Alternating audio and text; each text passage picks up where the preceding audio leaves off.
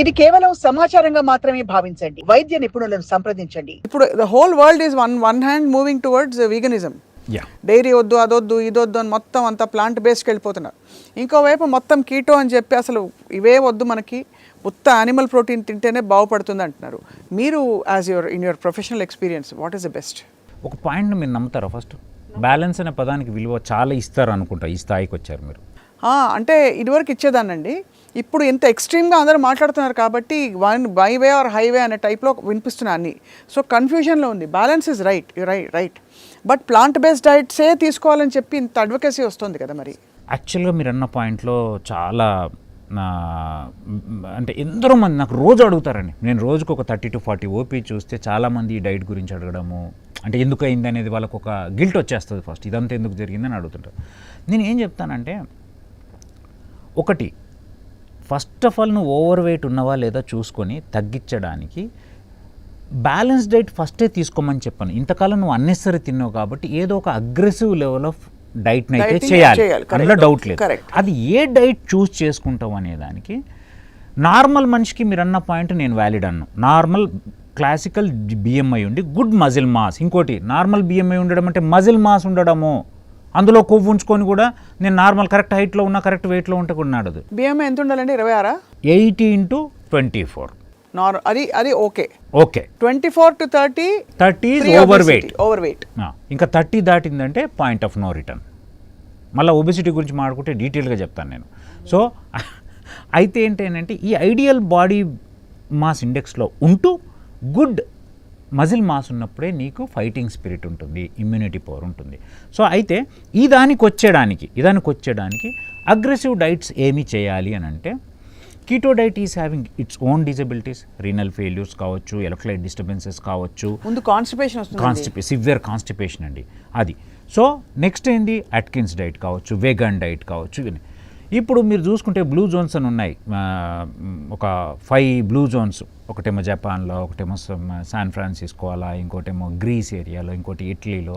So ఇట్లాంటి green జోన్స్లో నువ్వు study చేసి ఏదైతే మెడిటేరియన్ డైట్ అని ప్రూవ్ చేశారో, ద బెస్ట్ డైట్ ఉన్న డైట్లన్నింటిలో మెడిటేరియన్ డైట్ అని, అది ఎందుకు వచ్చింది? ఆ హై లాంగివిటీ అంటే లైఫ్ అంత లాంగ్ ఎందుకు బతుకుతున్నారని స్టడీ చేసినప్పుడు ఈ బ్లూ జోన్స్లో ఉన్న ఏరియాలలో తీసుకునే ఆహారాన్ని ప్రాతిపదికగా చేసుకొని వాళ్ళలో ఏమున్నాయి ఎక్కువగా, ఆకుకూరలు, కూరగాయలు, పళ్ళు, fresh fruits and fish and lean meet is white meet. Chicken కావచ్చు, ఎగ్ వైట్ కావచ్చు, ఫిష్ కావచ్చు. సో ఇది ఉన్నది. సో వీటిని బేస్ చేసుకొని వాళ్ళు ఏంటి ఫస్ట్ డే నుంచి లాస్ట్ డే దాకా అది తీసుకుంటున్నారు కాబట్టి వాళ్ళు ఎప్పుడు ఓవర్ వెయిట్లకు వెళ్ళట్లేదు, వాళ్ళకి ఎప్పుడు కార్డియాక్ ఇష్యూస్ రావట్లేవు, వాళ్ళకి ఇంకే ప్రాబ్లమ్స్ రావట్లేదు. మీరన్న పాయింట్ ఏంది, ఒకవేళ ఒబీజ్ ఉంటే వాటిని ఫస్ట్ కట్ డౌన్ చేయడానికి నేను ఇచ్చే సజెషన్ ఏంటి అని అంటే, you try one diet, but I won't suggest anything full keto అండి, ఎందుకంటే lot of problems will come. Full కీటోకి వెళ్ళకుండా సో లో కార్బ్ అంటే ఫస్ట్ ఇనీషియల్గా 20 గ్రామ్ పెట్టుకో, దెన్ 30 గ్రామ్ చేయి, దెన్ 50 గ్రామ్ పర్ డే చేయి. 20 గ్రామ్స్ అంటే ఏముంటుంది చెప్తున్నా. సో కష్టమే 20 గ్రామ్స్ ఒక్క బిస్కెట్ కేసు చూస్తే వచ్చేస్తాయండి. 20 గ్రామ్స్ చూస్తే అదే భయం చాలా. సో కానీ నేనేమంటే, ఫస్ట్ నీ రిడక్షన్ రేట్లో ఉన్నప్పుడు కొద్ది రోజులు అది పాటించి, దెన్ స్లోగా you move to reasonably balanced diet, లో carb with high protein with high fibre. మీరు అంటున్నట్టు ఫైబర్లో కూడా కార్బోహైడ్రేటే కదా, కాంప్లెక్స్ కార్బోహైడ్రేటే కదా, మనకు అనుకున్నది వచ్చేస్తుంది. అండ్ రీజనబ్లీ లో ఫ్యాట్ తీసుకోవడమే బెటర్. ఎందుకు చెప్తున్నానంటే, మీరు కీటోకి వెళ్తే వాళ్ళు చాలా ఫ్యాట్ తీసుకోమని చెప్తారు, ఆయిల్ తాగమని చెప్తారు. సో అవి తింటే అది నిజంగా లైఫ్ లాంగ్ ఎవరు చేయలేరండి. ఏదైనా లైఫ్ లాంగ్ ఉండాలంటే బ్యాలెన్స్డ్ ఉంటేనే అవుతుంది. అవును, అదే తప్ప బేసిక్ ప్రిన్సిపల్.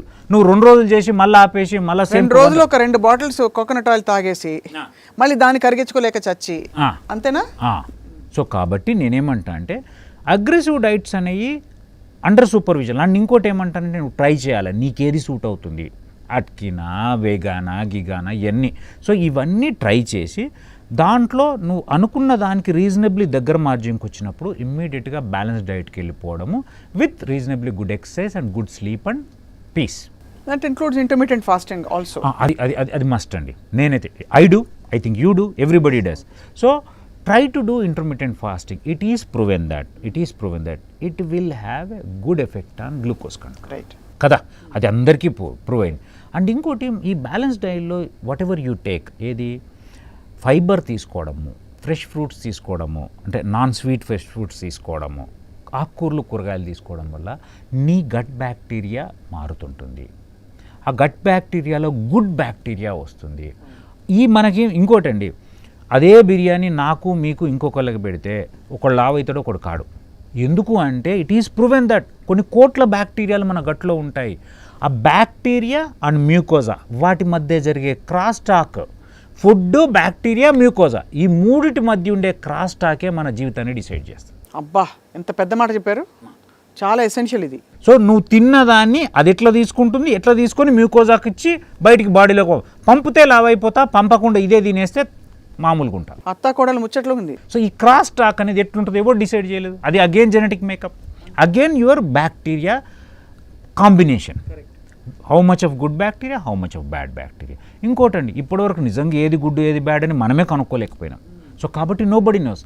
సో ఇది ఎప్పుడు వస్తుంది అని అంటే నువ్వు ట్రయల్ అండ్ ఎర్రర్తో different types of foods try చేసి నీకు ఒకటి సూట్ అవుతుంది, ఇది తిన్నా నాకు నిజంగా ఏం కావట్లేదు కాబట్టి నేను ఇట్లాంటి బ్యాలెన్స్ డైట్లోకి వెళ్ళిపోతాను. In general try to include fresh fruits, fresh vegetables with lean meet, ఇది కంపల్సరీ.